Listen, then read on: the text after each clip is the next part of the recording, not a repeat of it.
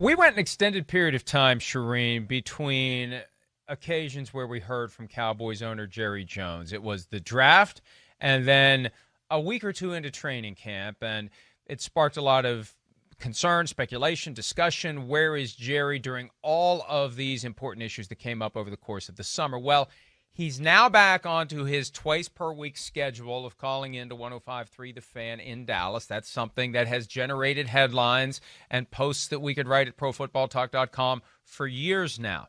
He's scheduled to be back on again today, and it's far different circumstances than when he was on Tuesday. And on Tuesday, he made it clear that he's going to try to reach some sort of a compromise when it comes to the national anthem, some sort of a protest or demonstration before, maybe take a knee before, stand during.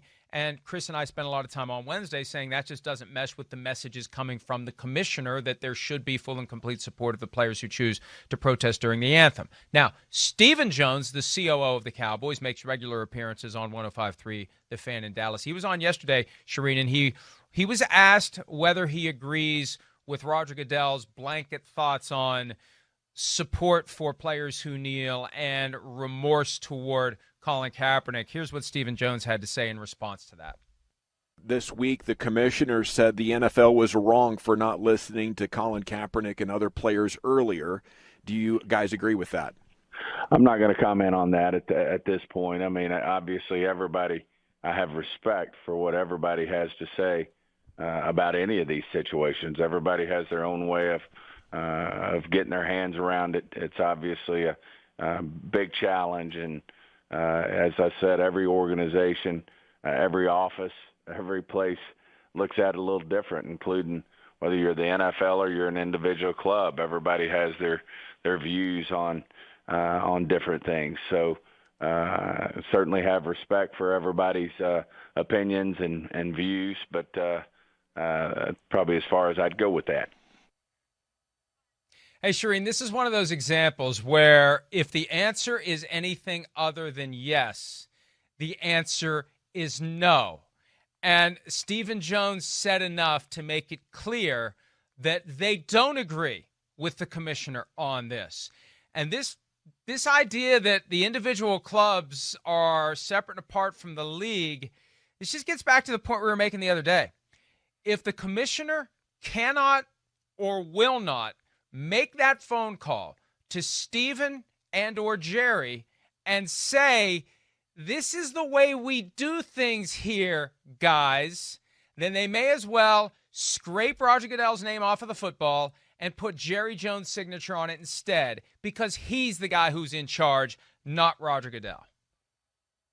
Well, that's exactly right, Mike. And let's back up to when Colin Kaepernick first started sitting for the anthem, and then it turned into a kneel after he talked to some veterans. That was August 26th of 2016. And then it boiled over into the NFL, where after President Trump said some things, then everyone in the NFL was kneeling. The Cowboys are one of the lone teams not to have a player ever protest during the playing of the national anthem. Afterwards, yes, but not during the playing of the national anthem. Jerry Jones has been able to work out some great compromises. Back then, when every team started doing it, the whole entire team, he went out and joined them. They took a knee against Arizona in a nationally televised night game. Everybody, what are the Cowboys going to do? They all took a knee, and then they stepped back onto the line, toes on the line, as Jerry likes to say, and for the playing of the national anthem. Then let's fast forward. Last year, they pick up Robert Quinn and Michael Bennett, who have protested during the anthem repeatedly at other teams. What happens? They don't protest when they get to Dallas. There were contractual things that were done that those guys decided to stand for the anthem. Now, Michael Bennett walked behind the bench drinking a cup of water, but he did stand for the national anthem in the 1 year that he was with the Cowboys. Jerry Jones has always been able to work out compromises. I just don't see a compromise in this situation. And talking to players, I don't think there will be a compromise.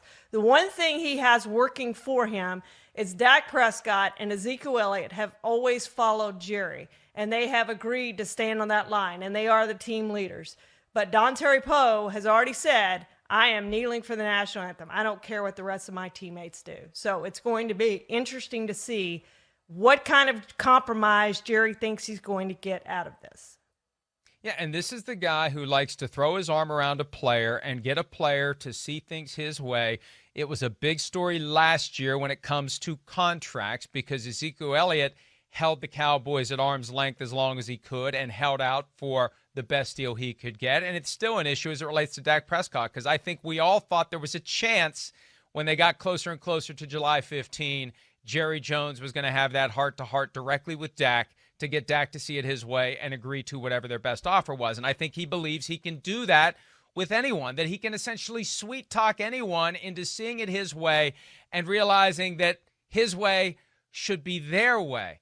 And my concern is in this climate, especially given everything that's happened since the last time he spoke on 105.3 The Fan in Dallas, what happened Wednesday, what happened Thursday, I just think the mere act of trying to fashion a compromise is inappropriate at this point. I think any effort to try to convince a player that what he believes he needs to do in that moment is something he shouldn't do is inappropriate. And that's why I think the league office needs to step in. And it'll be interesting to see what Jerry says today about it. He said Tuesday he plans to talk to Dontari Poe. Has he talked to Dontari Poe? Is Dontari Poe going to change his mind? And if he doesn't change his mind, Charean, look, I know they're counting on Dontari Poe this year, but would you put it past the Cowboys to cut Dontari Poe if they think he's not going to stand for the anthem? Probably not. But, Mike, maybe that's the compromise. Maybe he wants Roger Goodell to say... We won't fire you. Yeah, right. Maybe he wants Roger Goodell to say, this is what you're going to do. That's his out. Then he can go back to President Trump, who we know he's friendly with. Jerry has said on repeated occasions they talk weekly. So he can go back to Trump and say, hey, man, I tried. I wanted my players to stand for the national anthem. You know how I feel, but this was a league mandate. Roger Goodell called me and told me I had to do that. Maybe that's his out. Maybe that's what he wants, is Roger Goodell to tell him what to do in this case, and then he'll have to do it, right? Follow league policy. Maybe that's the compromise, is he blames it on Roger Goodell. He's been blamed for everything else anyway. But here's the thing. It gets back to how the week began. The two-part conversation with Emmanuel Acho, Uncomfortable Conversations with a Black Man, a popular digital series.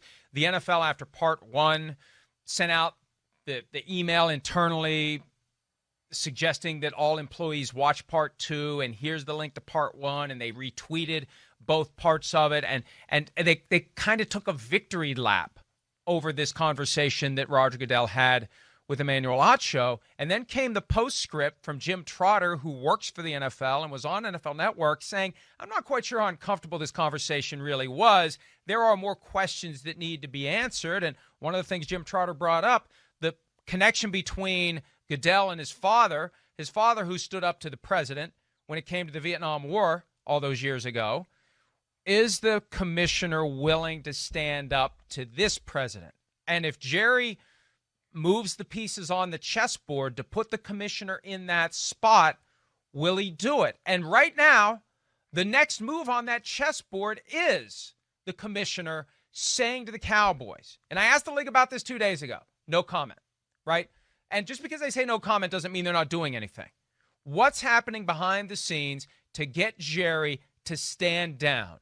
And if Jerry goes on 105.3 The Fan today, Charean, and says, well, since the last time I was on, I had a conversation with Roger Goodell, and I've decided that I'm going to let my players do whatever they want to do. Wow. Now, I would not bet anything of value on that happening, but that would be a sign that we are moving toward that being the compromise, where Jerry can then say to anyone who would criticize him, whether it's his fans who may be booing loudly, however many he can cram into the stadium, consistent with Texas law, when players are kneeling, whether it's the president or somewhere in between, he can say, this was taken out of my hands. I don't know that he voluntarily is going to let anything be taken out of his hands, but it puts the onus on the commissioner to at least try, because this is a glaring disconnect between the NFL and its flagship team. And it's getting more pronounced as time goes by. And I think the end result of today's conversation, it's going to be even more pronounced. Yeah, and we've already seen Cowboys players publicly come out and talk about Jerry and saying he needs to speak up. He needs to talk about these issues, which he hasn't done. And that was Gerald McCoy, who's now no longer a Cowboy, and Terry Poe. Both are new players signed from Carolina. But what hasn't happened, and I know it has happened a little bit internally, they have talked about these things. And I know there is some concern within the team about Jerry's stance right now. But what we haven't had happen is Dak Prescott and Ezekiel Elliott, who are the team leaders, stand up and say, this is what needs to happen, and stand up to Jerry. And they need to do that too within their team if this is how they feel. And maybe they don't feel that way, but if this is how they feel and they want to kneel, they're going to have to go to Jerry Jones and say, this is going to happen and here's why. There's a key factor in all of this, too, we haven't mentioned. He had some great comments yesterday before the Cowboys decided to go ahead with practice, and that's the new head coach, Mike McCarthy, right?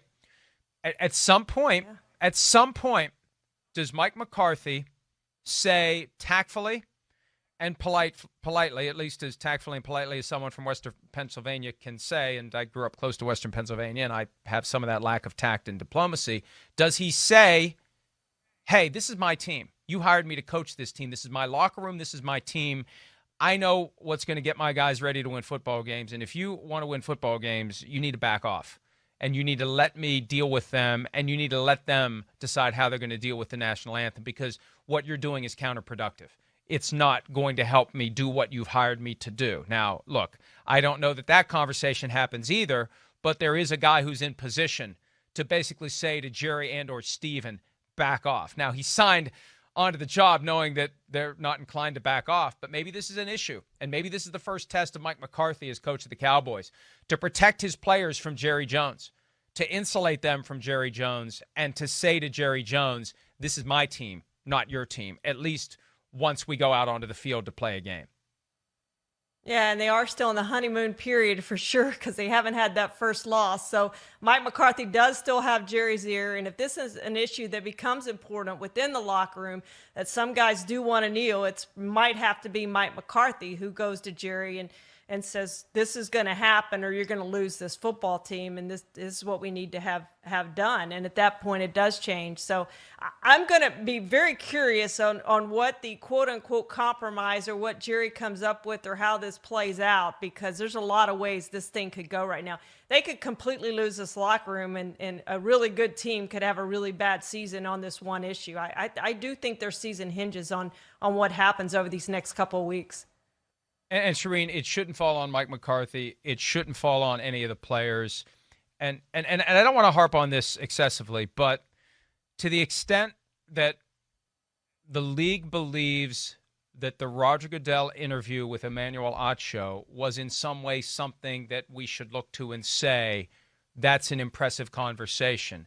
The words are meaningless unless the commissioner tells the Cowboys to knock it off. And someone said to me, boy, it's like you're challenging the commissioner.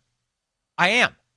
The challenge to you, Roger Goodell, is to make the words you uttered to Emmanuel Acho meaningful and tell your flagship franchise to stop it now.